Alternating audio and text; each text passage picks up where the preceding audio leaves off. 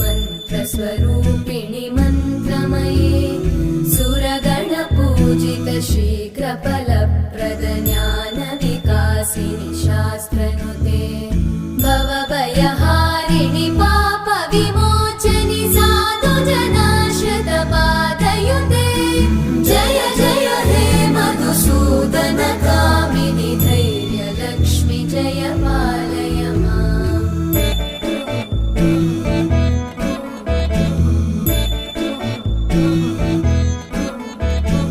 जय जय दुर्गतिनाशिनि कामिनि सर्वफलप्रद शास्त्र